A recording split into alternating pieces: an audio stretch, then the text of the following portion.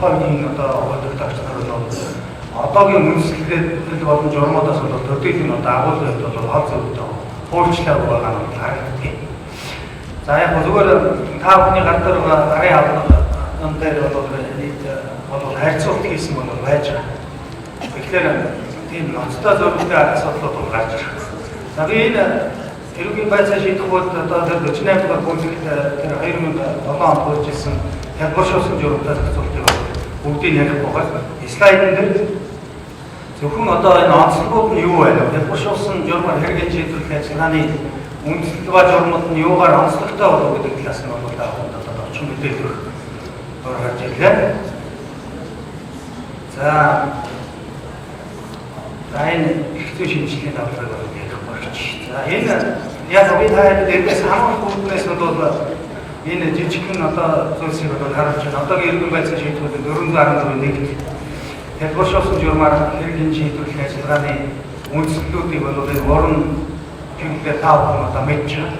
Сэжигтэн яддаг чөлөөч харилцан зөвшөөрсөн өөрөөр хялбаршуулсан журмаар хэрэгэн хэн шийдвэрлэхийг зөвшөөрсөн гэсэн утгаар байна.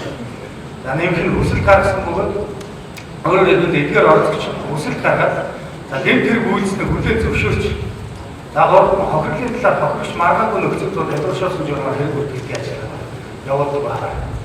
Ингэж одоо зарцуулсан байсан. За одоогийн эрүүгийн байцаа шийдэх бүлийн одоо хуулийн одоо 400 энэ 15-аас 18 дугаар зүйл заасан энэ журам одоо хялбаршуулсан журмаар хэрэг явуулах юу хэрэг үүтгэх ажиллагаа явуулах нэг 41 хөнгөн энэ тэрэг байсан.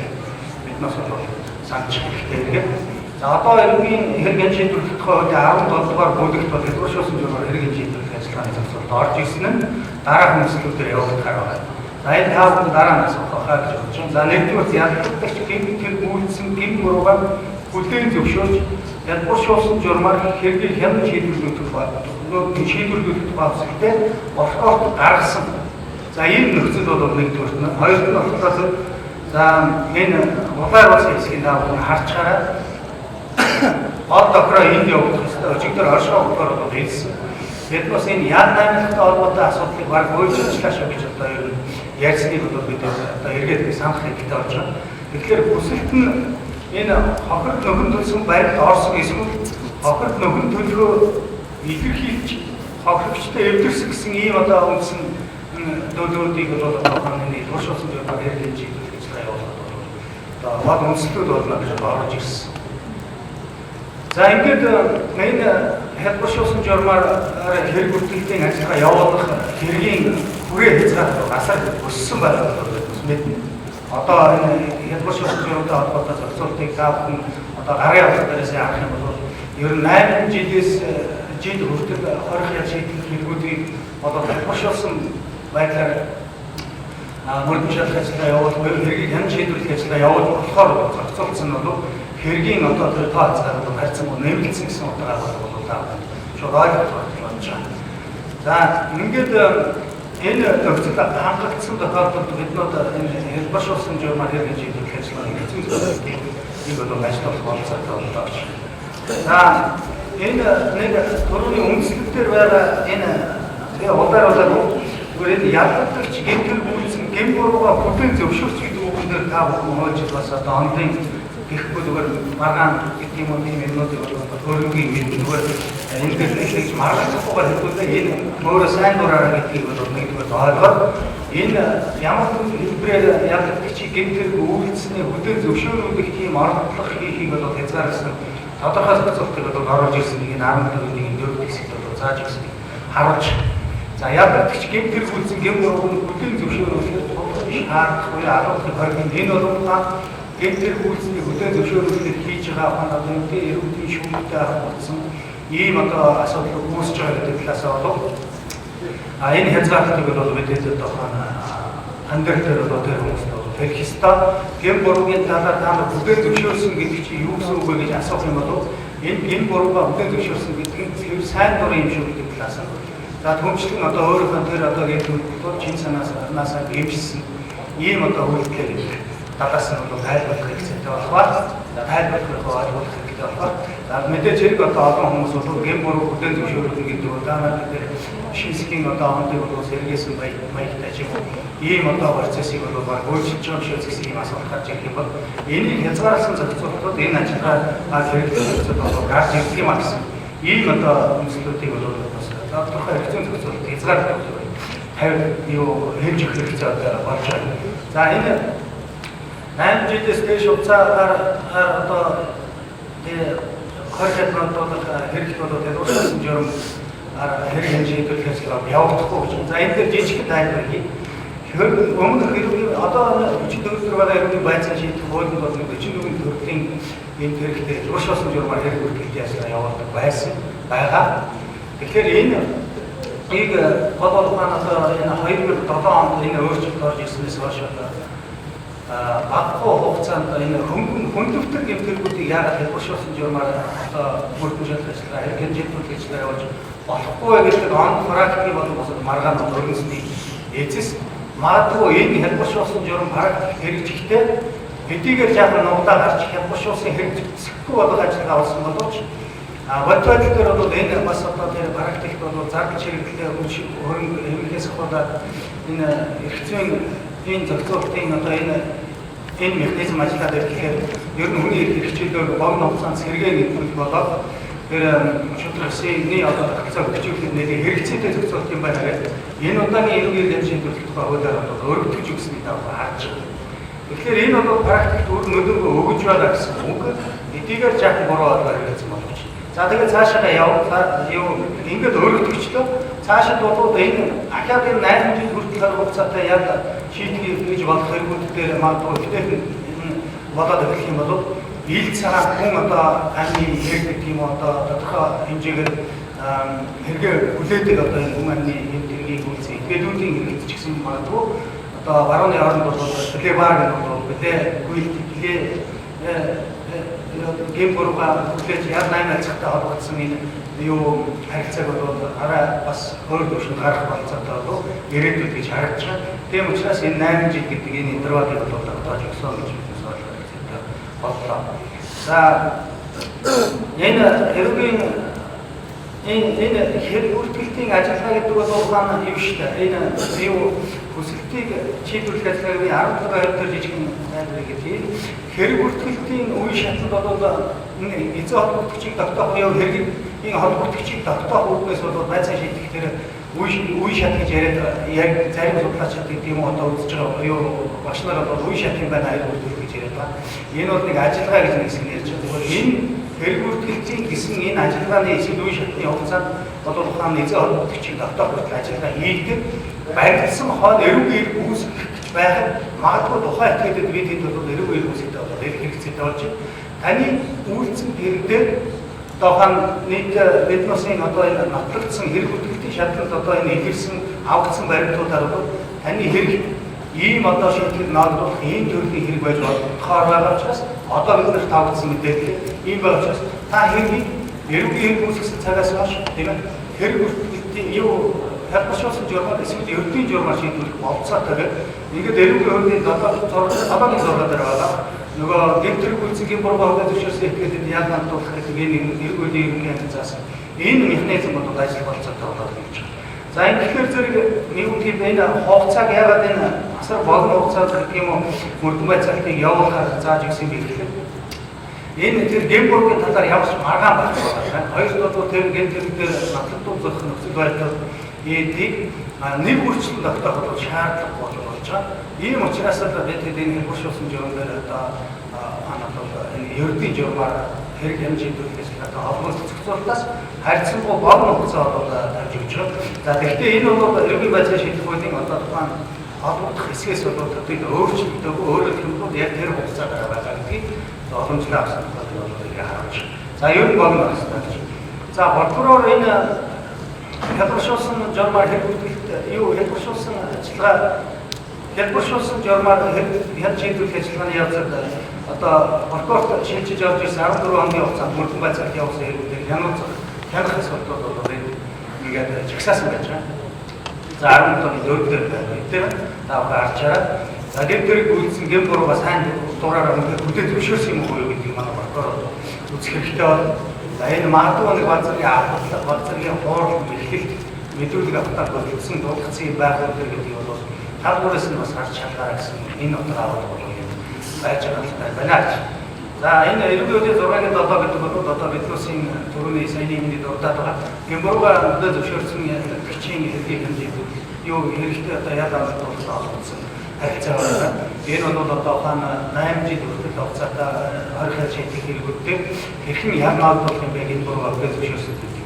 Ийм зохицуулалтыг хийж гэж. За ингээд дараагийн гэмт хэрэг үйлсэн нотлох хоригдоор тогтоогдсон эсхийг хянах гэдэг нь энэ хэрэг бүртгэлтийн шалтгаалууд маань нотлохуудын их сурвалжууд бий болж байгаа гэдэг талаас нь энд бичиж гэсэн. За түүнчлэн бас юу гэдэг нотлогдол зохион нөхцөл байдлуудын тодорхой хэсгүүд нь өөрөөр хэлэх юм бол одоо Бетросын 16-гийн эдгээр нь 2 3 дээр байгаа. Энэ нотлогдол 2 дээр байгаа. Энэ нотлогдол зохион нөхцөл байдлуудын одоо тодорхой хэсэг нь бол батлагдаж нотлогдсон эсхийг бол одоо бид хянах юм байна. Прокурор. За ингээд одоо хэрэг бол нотлогдсон байна гэж үзэх юм бол тухайн этгээдийн гэмбуруугаар нөхцөл зөвшөөрсөндөө нотлогдсон ажиллагаа юу хэрэг ажиллуулахаас богино хугацаанд явуулах. Ийм зохицуулалт орж иж байна. За энэ прокурор ямар нөхцөлд энэ хязгаарчлсан журмаар хэрэг хэмжигдэх ажиллагааг ердийн журам руу шилжүүлэх вэ гэдэг нь онцлогдыг 17-гийн 3 дугаар зүйлээр ойлгох хэрэгтэй зааж ирсэн байна. Зааж ирсэн. За ингээд би А, Б, В гэсэн байна. Хоёрын нэг ингээд дугаарлагдсан байна. Ядлагч энэ мөрдөн чадах ажиллагаа хийх хүсэл гаргах юм бол ердийн журам руу хийж ирэх байна. Нэмэлт мөрдөн чадах ажиллагаа хийх хүсэл гаргах буюу өөрийн буруутай эсэх одоо юу гэдэг үйлсэн гэмбурууга өтөө зөвшөөрөхгүй байх. Ийм одоо нөхцөлийг бол гаргаж ирэх гэсэн утгаар болоод заадлыг бол бодож байгаа. За хэн шийдвэр хэлбэршүүлсэн журмаар хэн шийдвэрлэхээс татгалзах эрхтэй. За хэргийн зүйчил хүлээлт хэргийн хариуцлагын талаар санал зөрж байна. Өөрөөр яг 8-аас явцад хохирогч үгээ зөвшөөрөхгүй байж болно. Тухайн одоо гэмтэр үйлсэн гэмбурууга сайн дураараа өдөө зөвшөөрсөн итгээд өөрөө өөрт нь номдуулж байгаа прокурорын санд болгож байгаа ялыг өдөө зөвшөөрөхгүй байж болох юм байна. Аян одоо юу гэх юм бэ? Сонголтуудыг чөлөөтэй. За энэ 17-гийн 3 дугаар зүйл гэдэг нь нөгөө хэлбэршүүлсэн журмаар хэрэг хэмжигдэх ажиллагааны одоо тэр явуулах нөхцлүүд тогтоогдох бол гэж ингэж одоо дөрвөн болж ижиглээ.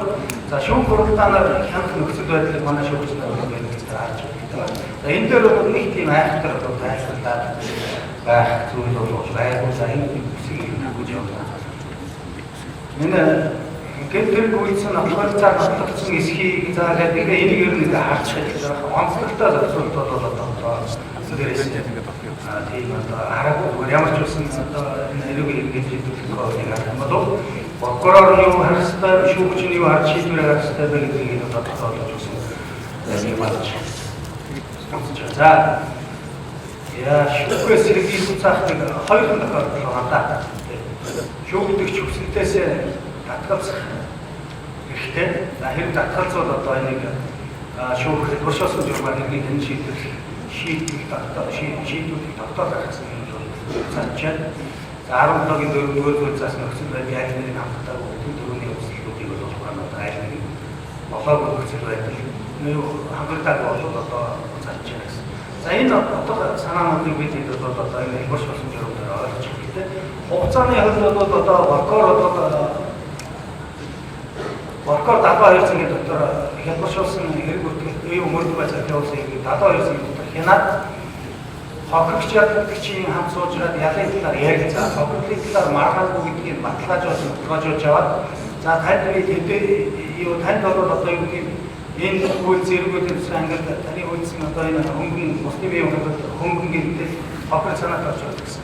Зөвлөгөө энэ дээр танд бол ийм ялнууд болохоор ийм учраас танд эрүүгийн хуулийн энэ 6-гийн 7-гийн 1-ийг харж байгаа таны үнэхээр ийм байгаа нөхцөлд одоо энэ оногдуулах ялыг бол тэнцэн ийм болох. Эсвэл одоо магадгүй одоо хэмжээнд одоо эрүүгийн хариуцлагаас чөлөөлөх нөхцөл болж байгаа байх. Тэгэхээр байж 7-гийн 6-гийн 7-гийн 1 дээр ийм одоо нөхцөл байгаа. Тэрднүүдийг бол танилцуулаад би иймийг оногдуулах боломжтой гэж бодож байгаа. Ингээд шүүх рүү орон боцсон шүүгч ерөөсөө 24 цагийн дотор хэлбэршүүлсэн журмаар хэрэг бие өмөрдөн байцаалтын ажиллагаа явуулсан гэдгийг прокурорын санд болгосон ялын төрөл хэмжээний дотор гэж хуучин байсан. Ямар ч байсан тэр санд болгож байгаа ялнаас нэг хэтрүүлжлэхгүй шиг шийтгэл нордол шийтгэл алгуулын халамж авах болцоотой байна. За энийг бол манай шүүгч нар бол одоохан тийм шүүхийн эрх мэдэл хөдөлгөөр халдсан прокурор одоо яллах ажиллагаа хийж байгаа гэдэг ийм одоо байдлаар үлдээж аваагүй. Зүгээр энэ бол яг л одоо байдлыг сонгодог утгаар ажиллаж хийж байгаа учраас за ингээд өсвөр насны зэвсэгт яадаг гэж энэ онцлогуудыг та харж хэрэгтэй ба дараагийн сэдвүүд хийж байгаа. Энэ хэлбэршүүлсэн дээр одоо асуулт асуух нэг дуусах чаддаг гэдэг ярьсан. Гай багтай хэлбэршүүлсэн бодлого аргамтны ойлгож байна. Эхнээс нь бол тогтоолоо нарийнчний цаа хийж гэсэн гэж. За энэ өсвөр насны сэжигтэй ялгдаг ч өгдөг чи толгойд хэрэгтэй энэ шийдвэрлэл хэрэгэн шийдвэрлэх явуулалтаа холбоотой харилцааны онцлогуудыг бол гарын явдлаар байгаагаар би бол авч ирсэн. За яг зүгээр энэ шийдвэрлэх ажиллагаанд оролцож болох хүмүүс дотор энэ удаанаар тодорхойлсон байгаа энэ хүүхдийн асуудал хэрэгсэн төрийн байгууллагын ажилд нэг оролцож болохоор бол за симбат энэ бол нэг тийм одоо шинэлэг маягийн зохицуулт болчихоо гэж харагдчих. Ер нь бол өсвөр насны этгээд гэж яагаад нэрлсэн тухай бол та нарын гарын авалтаар байгаа учраас тэрийг өөрөөр багш нартай айлтгуулсан учраас этгээд гэж санаад байна. За ингээд явчих ер нь бол энэ өсвөр насны этгээдийн энэ хэрэглээ төлөөлөгчдүүдийг оруулах нэг тодорхой зөвлөлт бол орж ирсэн онцлогтой болоод ярьж байгаа байна. За энэ хэн шийдвэрлэхэд энэ шүүгч нь гэр тэргүүдийн дараа бие хэрхэн авч явж байсан зам байдал аран шиг. Тэгэхээр энэ нөхцөл байдлыг бол шүүхээс гаргаж байгаа прокуророос гаргаж байгаа шаардлагатай байна. Яг энэ бол одоо бас нэг жахан тийм онцлогтой зохицуулт болчихоо. Ер нь биднээс одоогийн одоо насан турш үсгэлийн хэрэг байдлыг шийдвэрлэж тусгаж байгаа энэ зам байдал аран шиг гэхээсээ өсөл хүмүүжил төлөвчдийн байдал гэж байдгийг зам байдал аран шиг гэж өөрчилсөн харж байгаа. За ингээ прокуророос шаардж гаргаж авна гэж хаан түрүүнтэй холбогдох хэрэгт одоо яг нөхцөлийн хэмжээ өндөрлөх асуудал байгаа шиг бол одоо ингэж шаардж авах нөхцөл байдлуудыг оруулсан. Энэ аран шин зам байдлыг дээр шууд одоо сэтгэл судлалыг тийм болохоор одоо байгаа байдлаар нь ойлгож болох. За энэ дээр цагдсан арга тас зэргийг арга хэмжээг хугацааг бол ер нь нэлээд одоо юм танж гисэн боловсгосон байгаа. За ер нь эрүүл хоригдлын дээд хэмжээг 5 жил хугацаагаар санаалуулахаар заасан гэмтэргийн насан туршгүй одоо ялагддаг чи 3 сараас төлөхгүйгээр 5-аас дээш бол 6 сараас төлөхгүйгээр ийм одоо зохицуултыг бол хийж өгсөн нь бол анхаарал татчихсан. Энэ бол гацаа авахгүй одоо насан туршгүй этгээдийн үйлдвэрлэсэн хэрэгт бол байцааны өсвөр насны этгээдийн аль болох одоо бас нэг юм шүүж тэр хүмүүжүүлж авах энэ зорилтод бол чиглэж байгаа учраас тухайн этгээдийг бол одоо богино хугацаанд хэрэг хойд шаардлага үүсэхгүй бол богино хугацаанд гарах болцоотой бол энэс их бол хараа.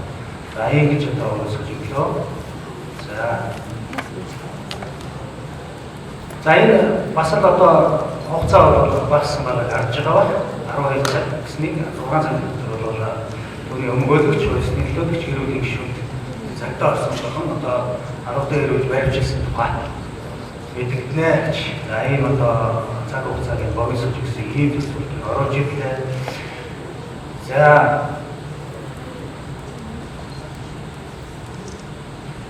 За энэ бусад нь хойрох асуудлыг бол мэдээд энэ хууль мөн ялгаах одоо зохицуулж өгсөн. За ер нь бол ийм байх хэрэгтэй. Энэ өсвөр насны этгээдийг одоо биднээс 14-өөс 18 насны этгээдүүд гэж ойлгож байгаа. Хүмүүс гэж ойлгож байгаа. Биднүүдийг бас бэрхшсэн гэдэг болохгүй байна. Тухайн этгээдүүдийг одоо тухайн арга зөвхөн арга барилгуудтай болоод насны этгээдээс бусад энэ мөр одоо насны зохицуултыг хийгдэж байгаа зэрэг одоо харах байна. Тийм үү шүүх шийдвэр хүсдэг байгуул энэ хүсдэг бол хамтдаас болоо ажиллах. За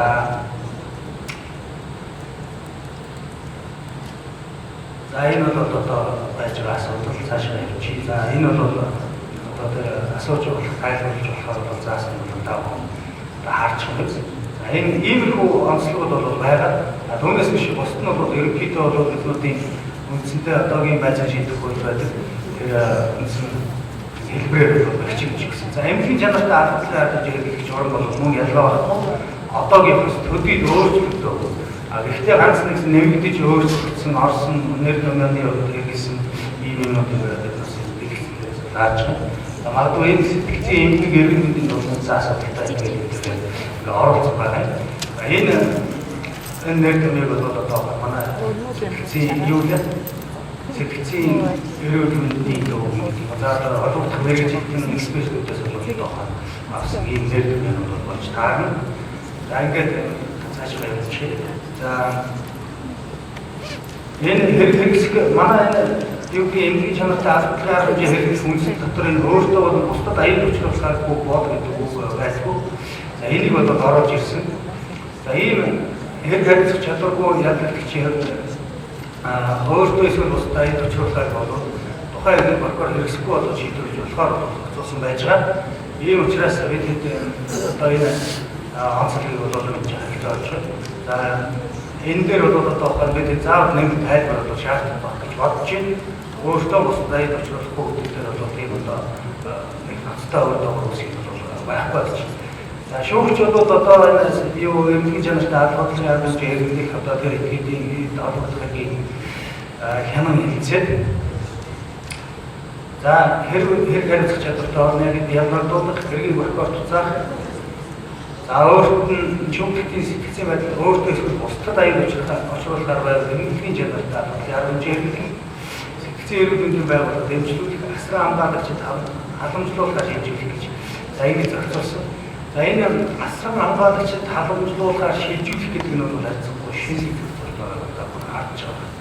За энэ бас өөртөө болон бусдад аюул учруулахаар байвал гэсэн ийм зохицуултыг харж байна. За энэ мэдээж хэрэг одоо тухайн эмнэлгийн чанартай албатай хэмжээ хэрэглэх хамгийн гол үндэслэл болоод байгаа. Энэ өөртөө эсвэл бусдад гэдэг энэ аюул учруулахгүй гэдэг юм дээр бол гол акцент өгч явуулж бодож байна.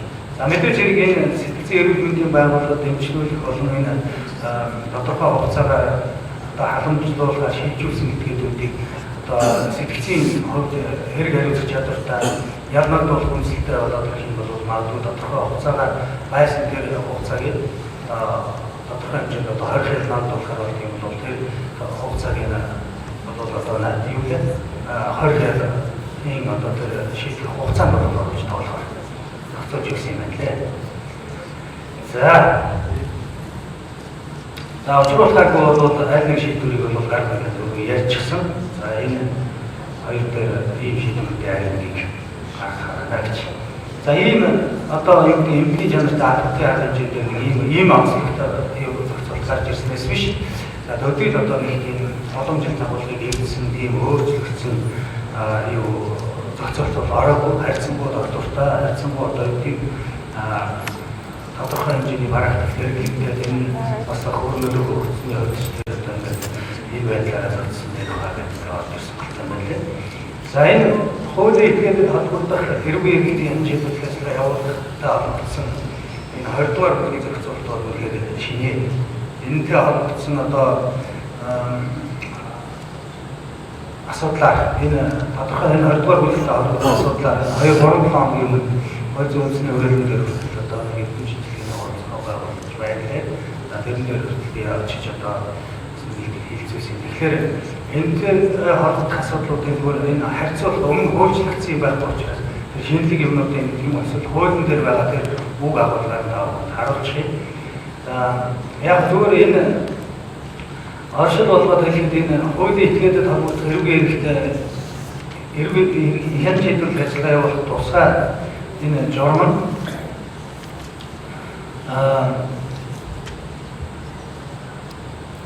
өмнөх 2002 оны 9 сарын 1-ээс үржиж эхэлсэн. Одоо энэ өчигдөр байгаа энэ эрүүгийн байцааг шийдэх хуулийг боловсруулах ажлын хэсэг болон түүнээс хойш 2008, 9, 10 гэдэг нэдэд судалсан хүмүүс бол байдаг юм байна. Энд нэг илтгэл хэлцүүлсэн нэг юм хэрэгч юм хэрэгцсэн байх шээс. Тэр хүн бол их мод мэдээлэл юм билээ. ер нь бол энэ хуулийн этгээдэд эрүүг хариуцлага явуулах асуудлаар бол маш олон хүмүүс судалгаа хийсэн байдаг юм байна. Тэгээд энэ яагаад ингээд хуулийн этгээдэд эрүүг хариуцлагатай татаж албадлын арга хэмжээ авахыг субъект болгож байгаа. Тэгэхээр зэрэг олон улсын гэрээ конвенц болон одоо биднээс нэгдэн орсон гэрээ конвенцийн одоо үүргээ биелүүлэх үүднээс бол энэ хуулийн этгээдэд холбогдох эрүүг хариуцлага этгээдийг бол нэгэн эрүүгийн хуульд бол ингээд субъект болгоо заасан. Субъект гэх юм одоо тийм ээ. Ийм харилцааны одоо нэг тийм субъект гэж одоо ийм болгоо заасан учраас энд байцааш энэ хэрэгэн шийдвэрлэлээс явах тусгай журмыг бол зохицуулж өгч явж. Яг зүгээр энэ хуулийн этгээдэд холбогдох эрүүг хариуцлагатай холбогдох асуудлаар эрдэмтэд бол өөрөө байр суурьтай байдаг юм бол одоо аваад яриад явах гэж. За ер нь бол баг өмсөлд бол одоо энэ байж та бүхэн ер нь хуулиар тийм гараад харчихнаас энэ эрүүгийг хуулийн этгээдэд холбогдох эрүүгийг хянаж шийдвэрлэх ажлаа явуулахдаа хуулийн этгээдийг төлөөлөх арга шаардлагатай. Түүний нэрийн өмнөөс хуулийн этгээдийн ашиг сонирхлын төлөө үйлдэл хийсэн хүний хэргийг хянаж шийдвэрлэх ажлаатай хамт явуулна гэдэг нь хамтдаа хэрэг бүртгэлтийг хэрэг үүсгэж хамтдаа явуулна гэсэн. Одоо ийм утгаар агуулгыг бол бас илэрхийл. Нөгөө талдаа ялдагчаар энэ хуулийн этгээдийг төлөөлөх түүний нэрийн өмнөөс одоо ашиг сонирхлын төлөө үйлдэл хийсэн хүн байхгүй байсан ч хуулийн этгээдэд бол одоо холбогдох эрүүгийг хянаж шийдвэрлэх ажлаа явуулах гэсэн одоо тийм бол хязгаарлалтыг бол тогтоож өгөөгүй. Одоо гарын хамтдаас харж гараа. За ингээ ямар ч байсан одоо ажлаар бол зэрэг явуулахаар бол тогтоож өгсөн байх юм. За эрүүгийн хянаж ажлаа хуулийн этгээд одоо явуулахад бол энэ биднээс энэ 20 дугаар бүлгээс гадна одоо хуулийнхт заасан тусгай журмаас гадна бол ердийн журмыг бол гэж байрлахаар тогтоож өгсөн. За мөрдөн шалгах ажиллагааны гэдэг юм уу явцад бол бид энэ хуулийн этгээдтэй холбоотой өмгөөлөх, хамгаалах, за түүнчлэн хуулийн этгээдийн эрхчлэх сонирхолтой холбогдсон асуудлууд бол олон этгээдүүдийг бол оролцуулаад явуулахаар тогтоож өгчээ. За энэ бордоор нь бол заасан байгааг та бүхэн харж байгаа. Хуулийн этгээдэд холбогдох эрүүгийн хэрэг хянан шийдвэрлэх ажиллагаа тухайн гэмтэрэгт хүнийг тухайн гэмтэрэгт хүнийг эрүүгийн хэрэг үүсгэж ялдагчаар татаж байгаас үл хамааран явуулж болох гэсэн дөрөвний тайлбарыг бол энэ зохицуулалтад орж иржээ. За энэ хуулийн этгээд нь тодорхой хэмжээнд бол эрх үүрэгтэй байх ёстой. Тэр нь бол мэдээж хэрэг одоо биднээс эрүүгийн шийдвэрлэх хуулийн за 7 дугаар бүлэгцээс ялдагчийн эрхийг гэж өөр бүлэгээр хязгаарлаж байгаа. За мэдээж хэрэг энэ хууль ёсны төлөөлөгч энэ бол одоо энэ эрхийг эдэлж өгөхийг хүлээж байгаа бол хуулийн этгээдэд ногдуулах даалгаврын арга хэмжээтэй холбоотой гэдэг тэр төлөөлж байгаа этгээдэд бол одоо ногдуулж байгаа хэлбэр биш. Тухайн ажиллагаанд оролцох хэвээр хуулийн этгээдийн одоо тэр хэрэгцээ байдаг. Тэр нь бол одоо ялдагчийн хэрэгцээ байдаг бол адилхан байхад зөвшөөрч өгчээ. За мэдээж хэрэг өмгөөлөгчийг бол оролцуулна. За өмгөөлөгч оролцохдоо бол энэ доод талд нь бичсэн байна. Энэ талбар үйл заасан өмгөөлөгчийн талаар бол нарийн зөвшөөрөл учраас энэ талаар бол та үзэж болцоодоо хуулийн этгээдийн өмгөөлөл бол мэдээж хэрэг одоо нэлээд онцлогтой байх. За энэ өчигдөр оршин ордорын одоо тэр юун дээр слайдын дээр гарч ирсэн зүйл байна. Ялах дүгнэлт бол юу гэж шийдвэрт нэмж тусах зүйл нь бол энэ хуулийн этгээдийн нэр, хуулийн этгээдийн бизнесний хаяг тэр байгаад бол орж ирсэн. За энэ бол хуулийн этгээдтэй холбоотой тусгай журам болж таарч байгаа. За энэ мэтчилгээр бол биднээс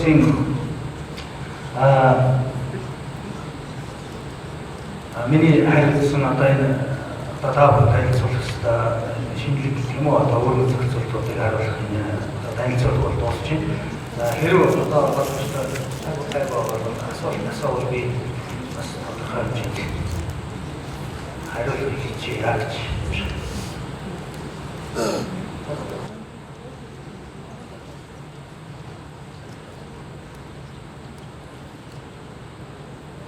За бакет хэлээ. За нэг хоёраас асууж хэлбэрчнүүсэн журмаар өдөр шатах ажиллагаа явуулж байгаа би бол шүүгтээр удирдсан хилцүүлэг байх гэж ойлгоод энэ бага насны хүүхдийн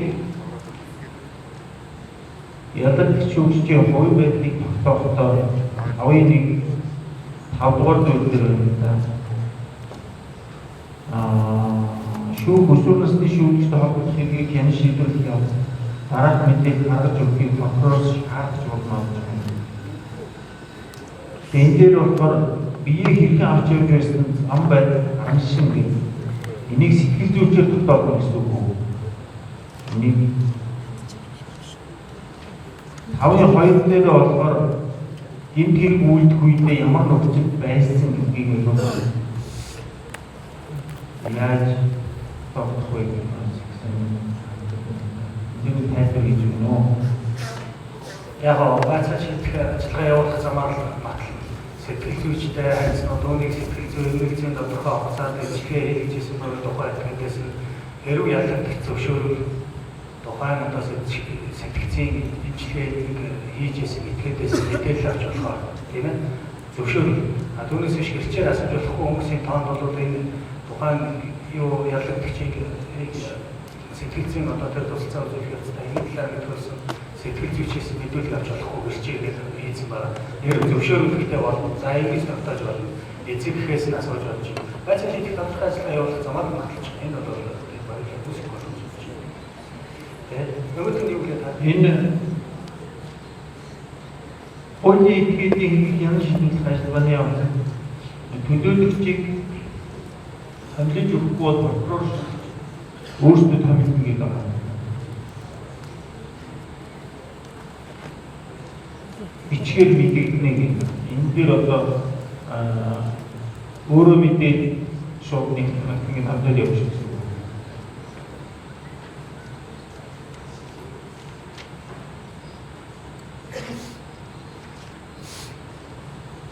За одоо шууд тэр утгаар байгуул. Тэгэхээс өөр.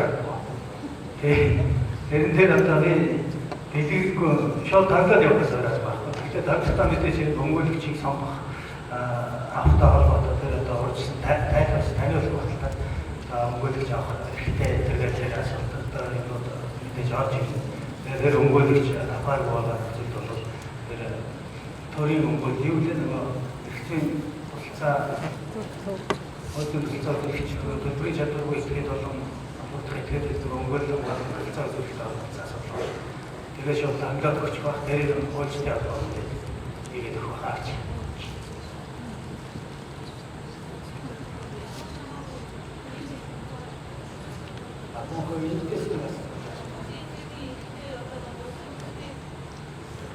Ямар хамаагүй тэгээд төлөвлөлт хийх гэдэг нь тэр чиг юм шүү. Өөрөөр одоо өсвөр насны яг тухайн компани төлөвлөлт хэрэгтэй гэдэг төлөвлөлт хэрэгтэй гэдэг тэр хүнийг шууд албан тушаалын асуудал ярьсан юм. Ямар хамаагүй хүнийг төлөвлөлт тэр хүмүүс одоо тэр компани одоо хуулийн дэд өмнө хариуцлагатай шалтгаан